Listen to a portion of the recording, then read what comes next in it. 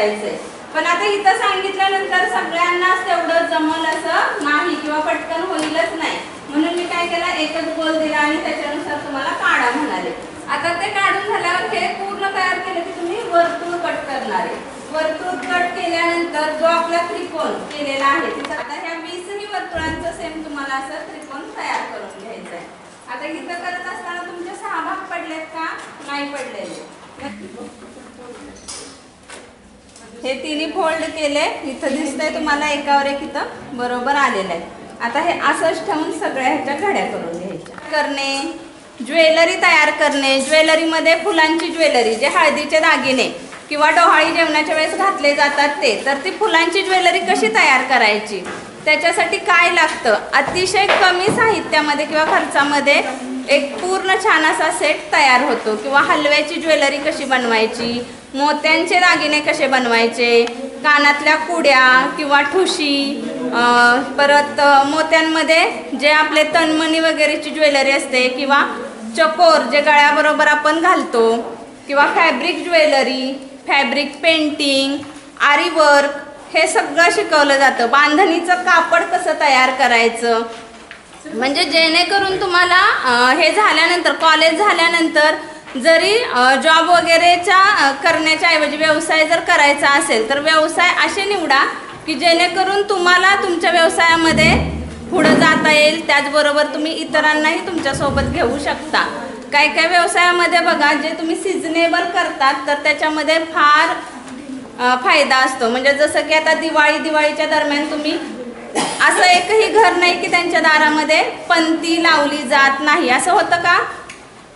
तुम्ही असं आहे का दिवाळी आहे आणि पंतीच लावत नाहीये? तर दिवाळीमध्ये पंत्या लावल्या जातात। मग ती कशी तयार करायची, त्याच्यासाठी काय लागतं, खर्च किती येतो आणि त्याच्यापेक्षा किती पट पैसे आपण कमवू शकतो, हा विचार तुम्ही खरं तर आत्तापासूनच केला ना तर पुढे जाऊन भविष्यात त्याचा तुम्हाला फायदा होऊ शकतो। कारण की कला ही वाया जात नाही, कोणत्याही वयामध्ये तुम्ही कला शिकू शकता। अगदी आमच्याकडे तर मी आता जे महिलांना ट्रेनिंग देते, बचत गट असतील किंवा काय, तर त्याच्यामध्ये 60 वर्षापेक्षाही जास्त वयाच्या महिला येऊन प्रशिक्षण घेत असतात की जेणेकरून त्यांना त्यांचा जी पुढची पिढी आहे त्यांच्यासाठी त्याचा उपयोग होतो। म्हणजे जसं की केक तयार करणे, चायनीजचे पदार्थ तयार करणे, सॉस, जाम, जेली, वेगवेगळ्या प्रकारचे चॉकलेट्स। आता हे जे बुके आत्ता दिला होता फ्लॉवरचा, तर त्याच्याऐवजी तुम्ही चॉकलेटचे बुके तयार करू शकता की त्याचा पुन्हा रियूज होऊ शकतो।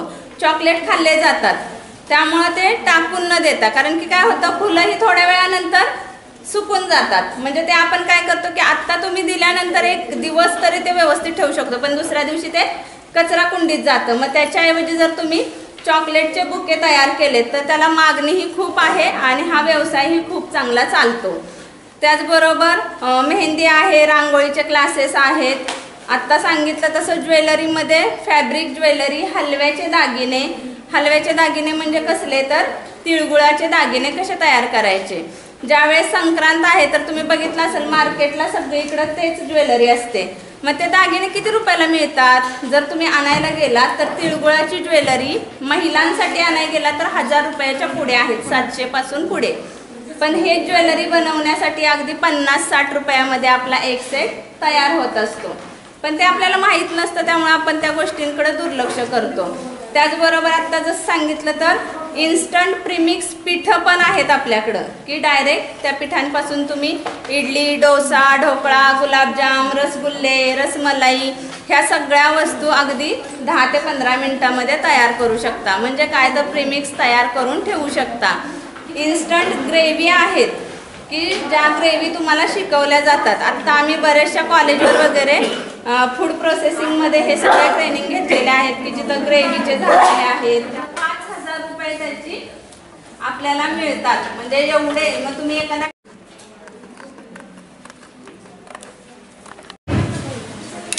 चिटकवलं, हे बघा इकडे बघा, झाली ही 5ची टोपी तयार झाली, हा आकार असा झाला, दिसतोय। आता सेम एका रंगाचे जे 10 केलेत,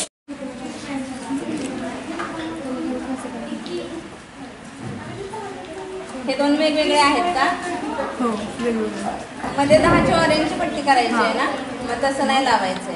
रंग वापरणार आहे त्याची ही पट्टी तयार करायची. सरळ पट्टी झाली आहे, 10 चिटकवलेत. आता ते कसे चिटकवलेत ते मी तुम्हाला दाखवते. फक्त हे आपल्याला एवढे 3 असे पीस तयार करून घ्यायचे आणि याच्यात असे 10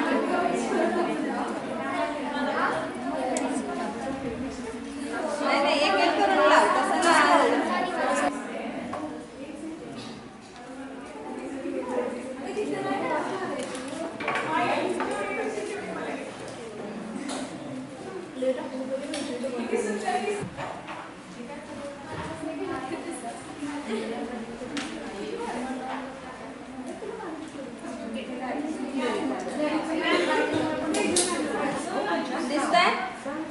ही टोपी झालीये, टोपी सगळ्यांच्या लक्षात आली.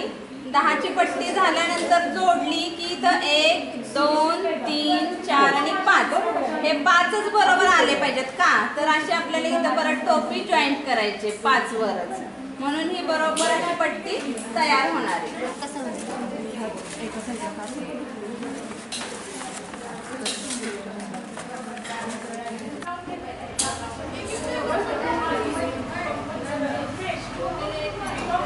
माझं नाव पायल प्रकाश उघडे.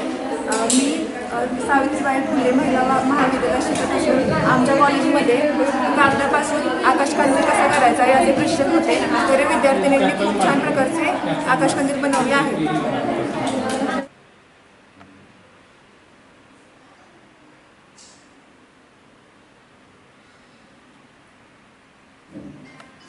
सावित्रीबाई फुले महिला महाविद्यालय सातत्याने कार्यरत असतं. विद्यार्थिनींनी आपल्या भावी आयुष्यामध्ये कोणतेही काम न करता जीवन जगावे असं आम्हाला मुळीच वाटत नाही. त्यासाठी महाविद्यालयाच्या वतीने वेगवेगळे उपक्रम राबवण्यात येतात. यावर्षी दिवाळीच्या निमित्ताने विद्यार्थिनींना आकाशकंदील बनवण्याचं प्रशिक्षण या निमित्ताने आम्ही दिलेलं आहे आणि मुलींनी अतिशय सुंदर असे आकाशकंदील बनवलेले आहेत. यासाठी आम्हाला प्रशिक्षक म्हणून नवलाई व्यवसाय मार्गदर्शन केंद्राच्या प्रमुख ज्या आहेत, संस्थापक ज्या आहेत जया काळे, त्या मार्गदर्शक म्हणून मिळालेल्या आहेत आणि मुलींनी या वर्कशॉपचा, या कार्यशाळेचा आनंद अतिशय चांगल्या प्रकारचे आकाशकंदील बनवून घेतलेला आहे.